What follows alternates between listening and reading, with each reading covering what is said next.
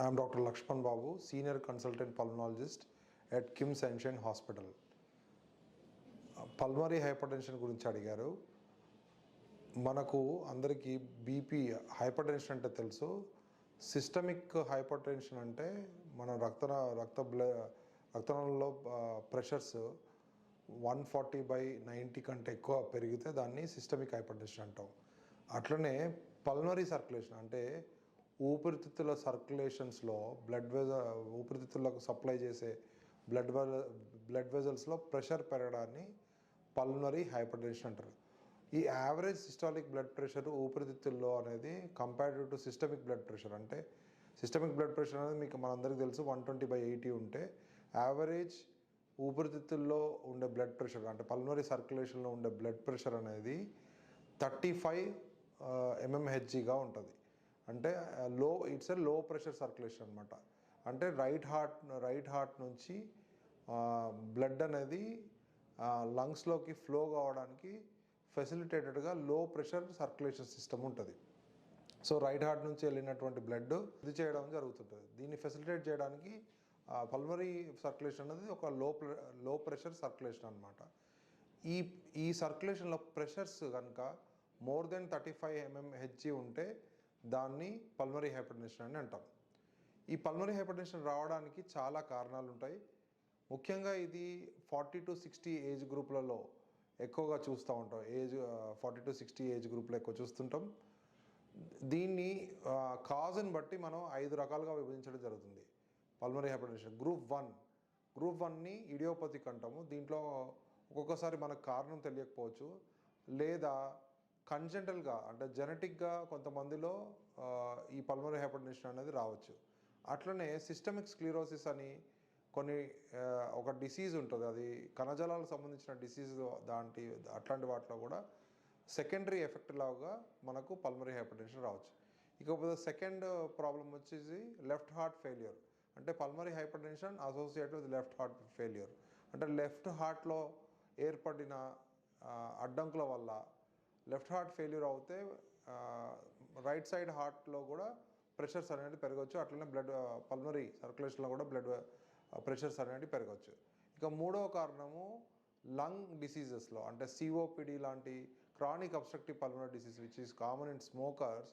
అట్లనే lung fibrosis, interstitial lung డిసీజ్గా, లేదంటే కొంతమంది సివియర్ ప్రీవియస్లీ ఇన్ఫెక్షన్ ఉండి వాళ్ళ లంగ్ కనుక ఫైబ్రోసిస్ అయినట్టయితే, ట్యూబర్క్లోసిస్ లాంటి వాటిలలో కూడా ఈ లంగ్ డ్యామేజ్ వల్ల ఈ వెజల్స్ అనేవి డిస్ట్రాయ్ అయ్యి కూడా మనకు ప్రెషర్స్ పెరిగే అవకాశం ఉంటుంది. ఇకపోతే నాలుగో కారణము బ్లడ్ క్లాట్స్ ఏర్పడడం. అంటే ఈ పల్మరీ సర్క్యులేషన్స్లో క్లాట్స్ ఏర్పడి ఆ ప్రెషర్స్ పెరగడం జరుగుతుంది.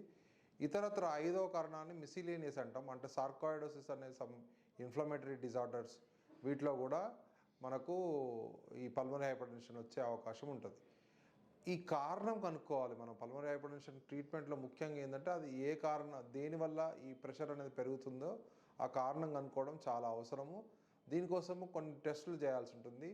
ఈ టెస్ట్లో ముఖ్యమైన ఏంటంటే బ్లడ్ టెస్ట్లలో ఒక్కొక్కసారి అంటే ANA ప్రొఫైల్ కానీ, అట్లాగే అంటే కనెక్టివ్ టిష్యూ డిజార్డర్స్ ఏమైనా ఉన్నాయో తెలుసుకోవడానికి ANA ప్రొఫైల్ చేయడం జరుగుతుంటుంది.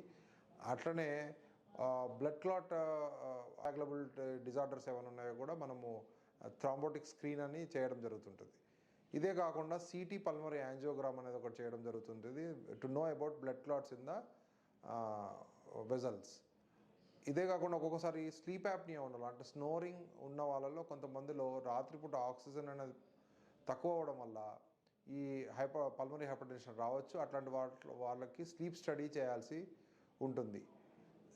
అలా కాకుండా ECG, 2D ఈకో, అండ్ ఒక్కొక్కసారి లెఫ్ట్ హార్ట్లో ప్రెషర్ ఇంక్రీజ్ ఉందా లేదంటే ఈ పల్మరీ హైపర్టెన్షన్ మందులకు రెస్పాండ్ అవుతుందో తెలవడానికి రైట్ హార్ట్ క్యాథెటరైజేషన్ అనేది మనకు క్యాథ్ ల్యాబ్లో చేయడం జరుగుతుంది. యూజువల్గా కార్డియాలజిస్ట్ చేస్తారు.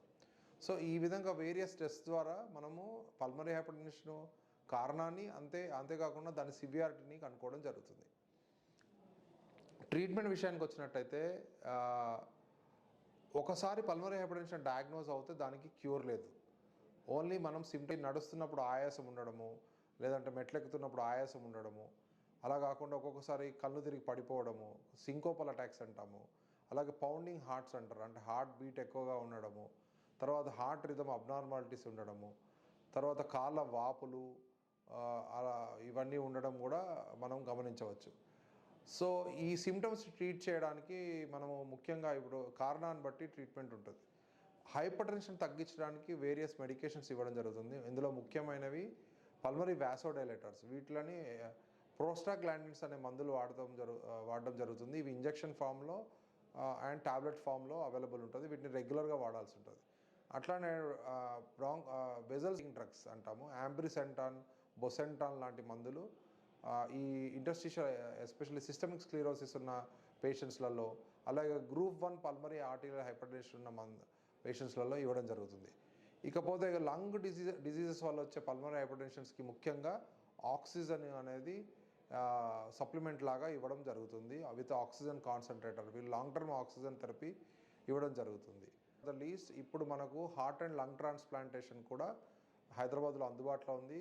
Pulmonary hypertension of group 1 people ఈ హార్ట్ లంగ్ ట్రాన్స్ప్లాంటేషన్ కూడా మనము అవైలబుల్ ఉంది. సో మీకు పైన చెప్పిన సిమ్టమ్స్ ఉంటే మీ పల్మనాలజిస్ట్, సమీపంలో ఉన్న పల్మనాలజిస్ట్ కానీ కార్డియాలజిస్ట్ కానీ సంప్రదించి పల్మనరీ హైపర్టెన్షన్ ఉందా లేదా మనం చూసుకోవాల్సి ఉంటుంది. Thank you.